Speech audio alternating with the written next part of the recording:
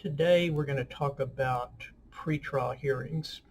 Most courts have something that's generally referred to as a pretrial hearing.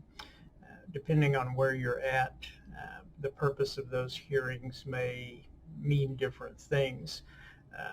I'll talk generally or specifically about the process here in McLennan County because it's similar to most counties.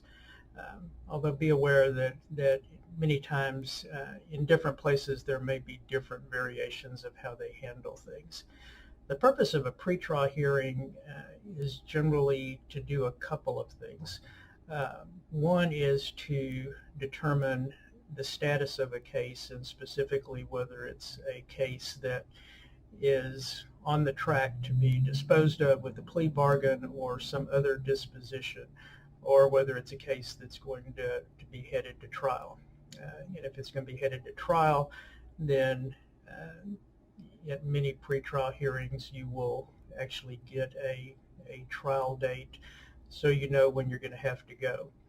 The second part, or the second function of these type of hearings is to resolve any issues that may be pending. Sometimes those are motions that have been filed, other issues that may have arose.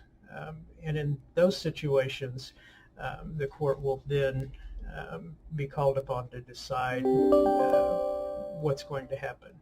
For example, or some of the more common motions, or one of the more common motions is a motion to suppress, where someone is going to challenge the stop or arrest, and they're going to have a hearing to determine that.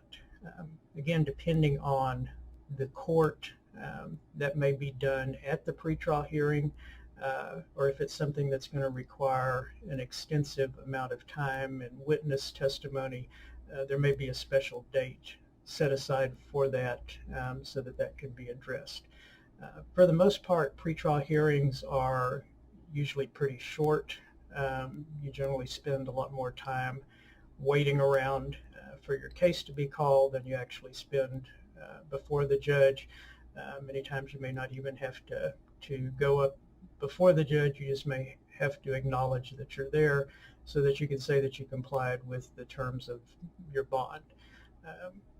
So hopefully this gives you a little bit of information about pretrial hearings. As always, if you have any questions, you need to talk to your lawyer. If you need help with understanding something, or if you have additional questions that you'd like to see us answer in these videos, please reach out and let us know.